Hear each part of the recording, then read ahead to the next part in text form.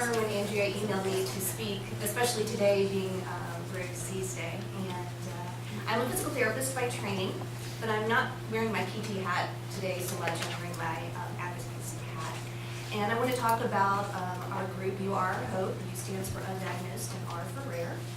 And I'm going to talk a little bit about some children's journeys that may parallel with your children. And I'm hoping that what you get out of this today is that there is a lot of hope, and there are lots of organizations like mine out there to support you. And I'm going to talk about 3 children in particular. They don't have, they did not get a diagnosis of CDG, but they're also rare. And what we learned on the journey with them.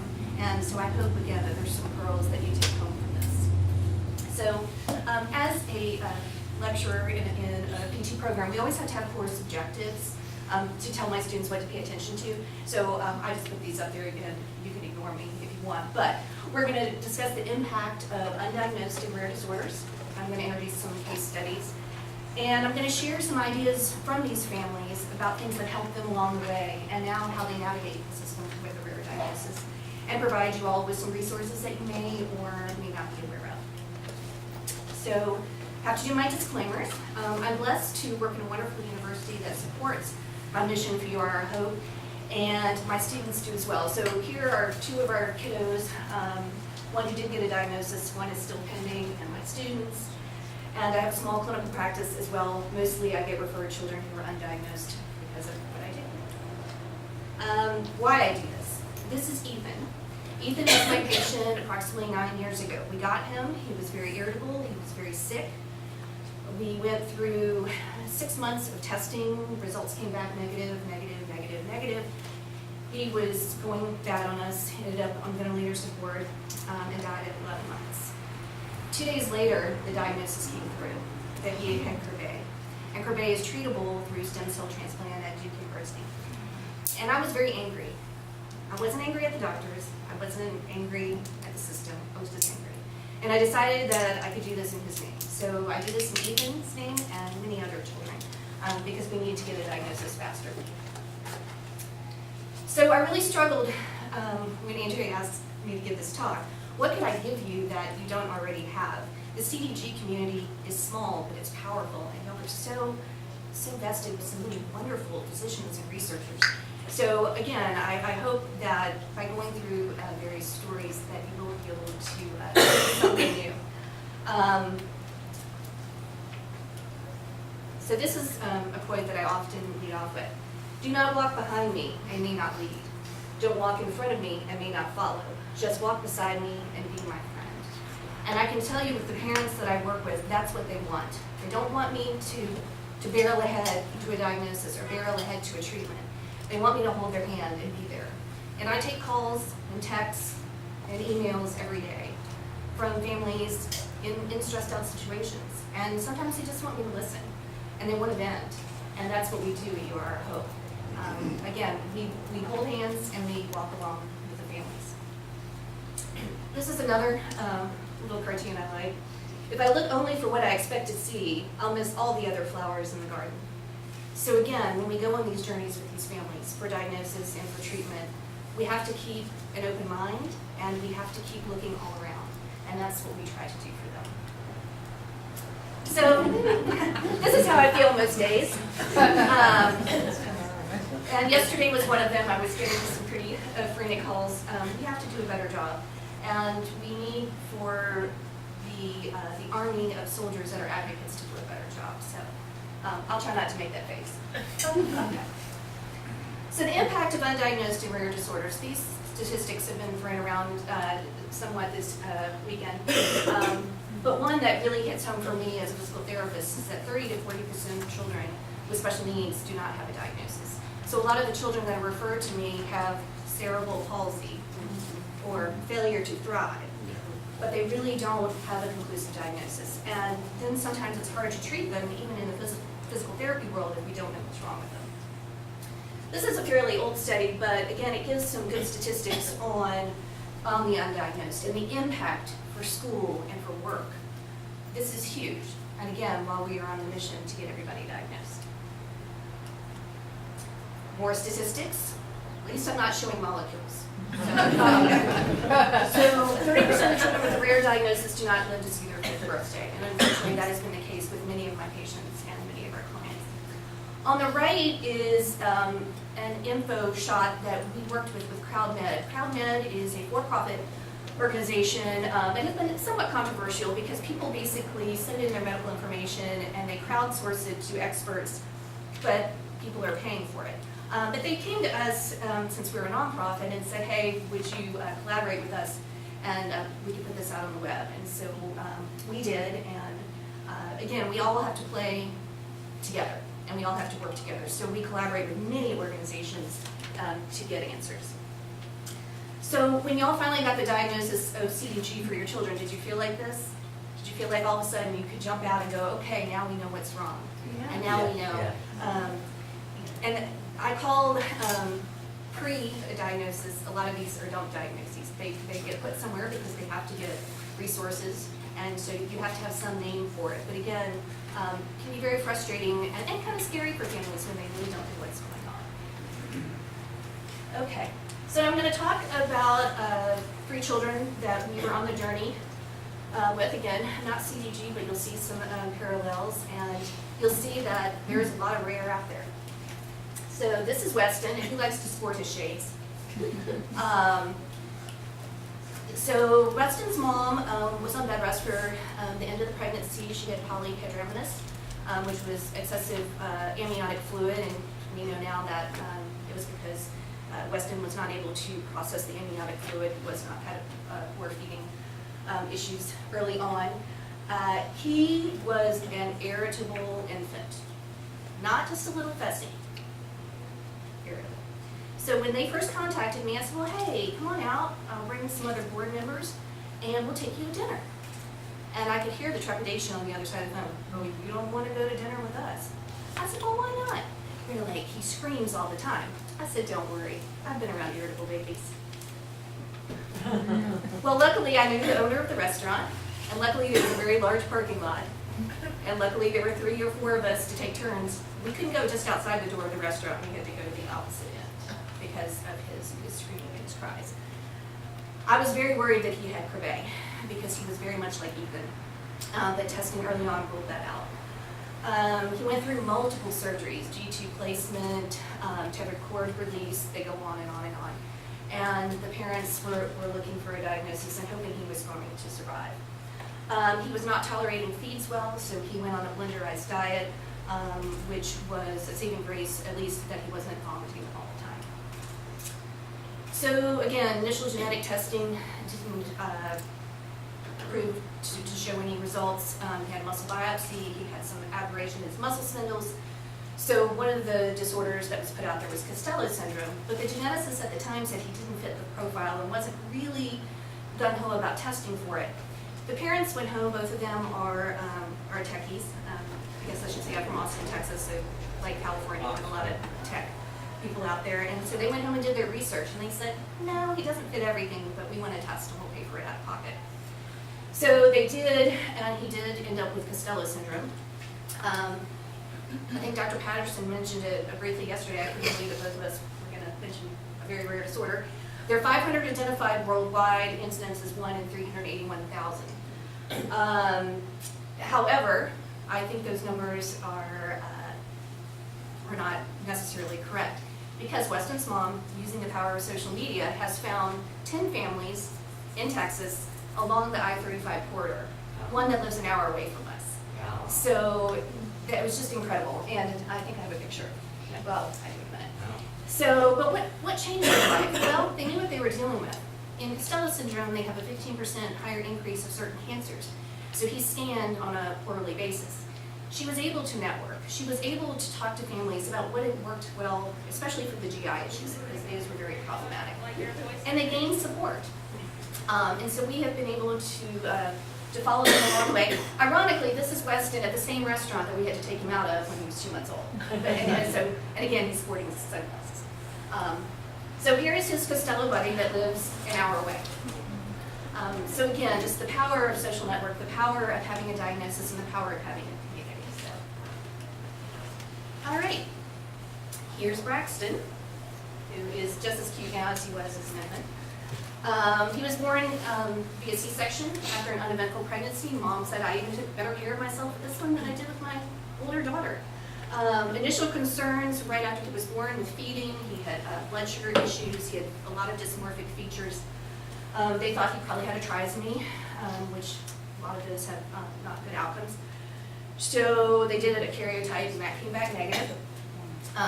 Testing continued to not yield any not yield any answers, and he was referred to me as a physical therapist at first because, again, he didn't have a diagnosis.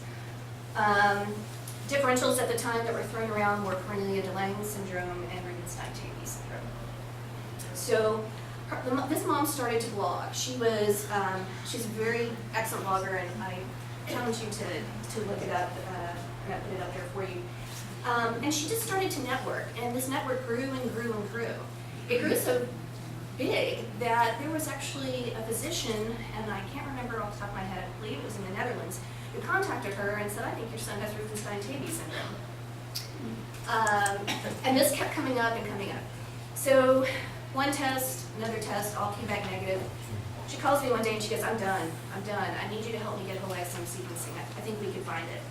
And I said, just call your geneticist and see what happens. Well, sure enough, they finally agreed to run whole exome sequencing. And we worked with them through that process. They met Weston's family. He, again, was also having a lot of GI issues. Changed him to a blenderized formula based on what Weston was doing, and we pushed for whole exome sequencing. The blood work was done in 2012. Spring of 2014, Rubinstein-Tabie was confirmed. He did have a lot of other variants of unknown significance, but so far, yeah, nobody really knows what they mean. Incidence of Rubinstein-Tabie is 1 in 100 to 125,000, so again, very rare. So how did it change Braxton's life? Well, he got to be on television. And there we are. And I say that in jest, but we've talked about the power of media, and Braxton's story has really resonated in the Austin community. His mom is a huge advocate for feeding tube awareness and helping families problem solve feeding tube issues. And once his diagnosis was confirmed and the TV station found out about it, we went back on and were able to use that power. And it's done nothing but positive things for our community. So again, I say that in jest, but using the media is very helpful in the rare community. So again, there was a lot of relief. The therapies really didn't change. What they were doing day to day didn't change. But knowing that he wasn't going to die, that was the one thing that she had on her heart all the time. I need to know if I'm going to have him, you know. And so with Rubinstein-Tabie, most likely she will. It gave her a network. Again, she was already blogging, but now she was also on the Rubinstein-Tabie page. She has networked throughout the world finding other families. So her difference and her challenge have really helped other people, and I think that's so important. Oh, and by the way, I bribed her to come onto the board of You Are a Hope. So now she is our director, one of our directors. Okay, here's our last one. This is Owen. And he also sports shades, but he sports shades because the light sometimes will trigger his seizures. So Owen's journey, born full term, mom had a little bit of edema in the last stages of the pregnancy, but otherwise nothing untoward. But as soon as he was born, he started having a rocky NICU course. He became anoxicomum a few times. He could not keep his blood sugars up, so he went home on oxygen and with an NG tube. Went through a course of 12 and a half years to a diagnosis, many tests. Actually left Austin, went to Dallas, went to Houston. He had lots of diagnoses. He had epilepsy, hypotonia, delayed myelination, nystagmus, apraxia of speech, but no umbrella.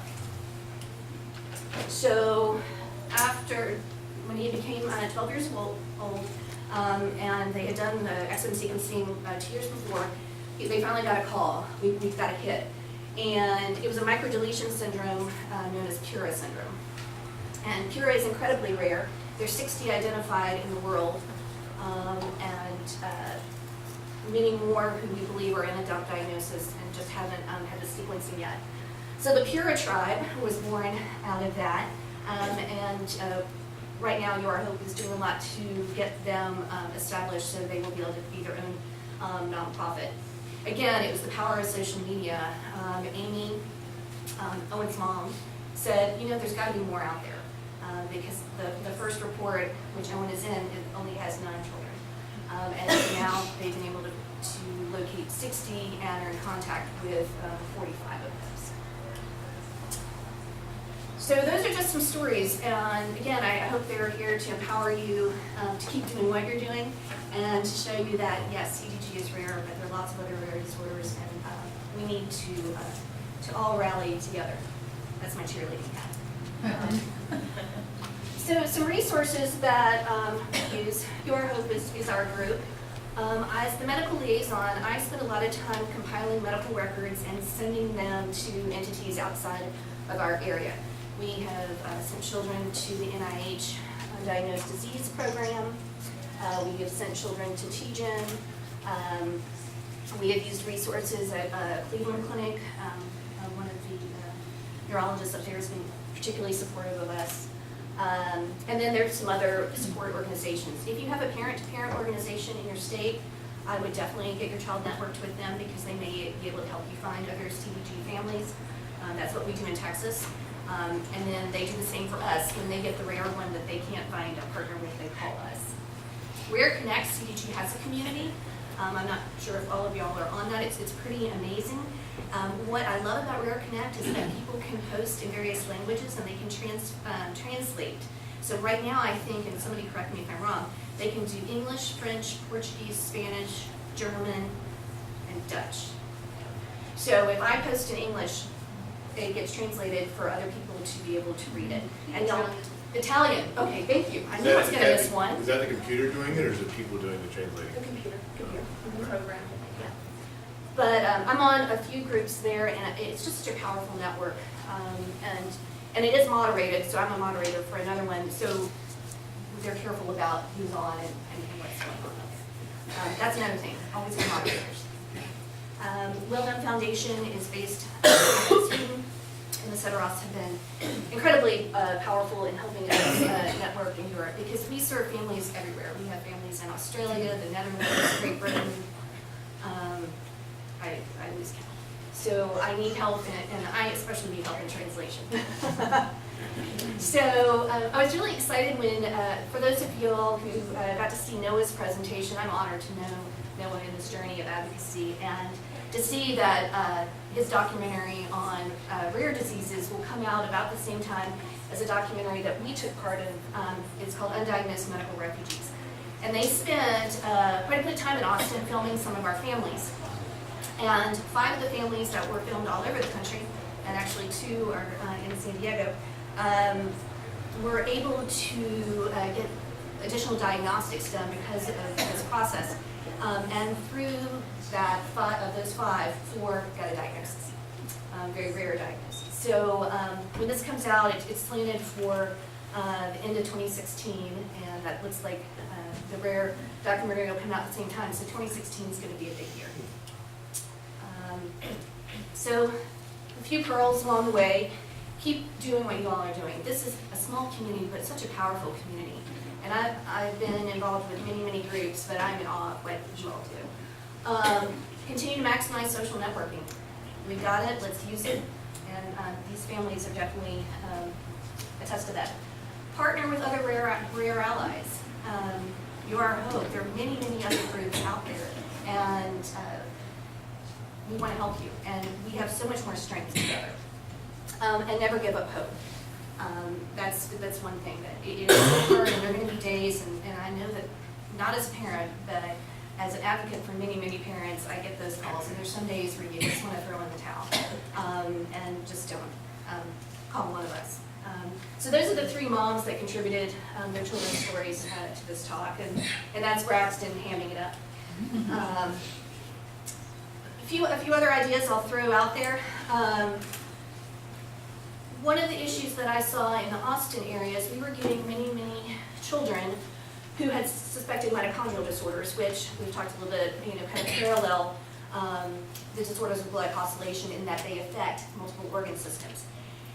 And I was getting all these calls, can you come out and see these kids with mitochondrial disorders? And I kept saying, I'm a physical therapist, I am not a physician. And so I talked to some of my physician friends in Austin, and I said, why is this? And they're like, we just don't know what to do with them, and we don't know how to diagnose them. I said, I know what to do. So I contacted the United Mitochondrial Disease Foundation. I had worked with them in the past, and I said, listen, I need one of y'all's physicians to come down here and do a grand rounds at our children's hospital. And they jumped on it. They said, we'll come to Austin. Everybody likes to come to Austin because they like to come to San Diego, And they said, Dr. Cohen will come to Austin. I said, okay, well, let's get him on the horn. So I was at another meeting that day at a Texas Parent Conference, but I hear the room was packed. All the seats were taken. They were standing room only. The physicians came thirsty to understand and how to diagnose these kids. It's almost 3 years ago, and we are seeing so many more kids being diagnosed. I'm not getting those phone calls anymore because it's not my area. And I just really suggest that you do those in your local areas. Get some of the glycosylation disorder researchers and specialists in your area lecturing to the local physicians. And again, they were eating it up. They were happy to have that information. I also, one of the things we do is volunteer with our families who have kind of done the journey for a while with a rare diagnosis. We partner them with a family who is going through it to attend medical visits. I try to go as many as I can, but I also have to work because I'm not independently wealthy. I do as many as I can, but we've also trained other parents to go with them. Because when you're getting a lot of information and they're spilling out a lot of medical terms, sometimes you need somebody there with a less emotional perspective to take the notes and help you reflect on it later. And I don't know why I put the Disney characters up with this, but this is a Texas, it's a funny picture. So that's some of the board, and no, we're not the ones that are dressed up. So again, there's a lot of hope. I just put these pictures up. That was Rare Disease Day. We're really weak up in DC last year. Some of those pictures, I don't think Carrie's here today, but I've known Carrie for a long time. I've known Noah for a long time. And I was very lucky that when I was up at one of the mitochondrial disease conferences, Lynn took me to meet Dr. Gall, and I got to tour NIH. So I've been very blessed on this journey, and I'm very happy to keep doing it. But some days I do have that baby phase. So, yeah. So I'll take any questions you have. Those are some of our families. And one last quote. 2 roads diverged in the wood, and I took the one less traveled by. If you had asked me when I started my career 20 years ago if I was going to be an advocate for undiagnosed and rare disease, I would have told you no. But it has been the most inspiring part. I get up every day and I love what I do. I love teaching and I love treating, but I love this the best. That's my contact information, and I hope the doctors are not offended by my t-shirt.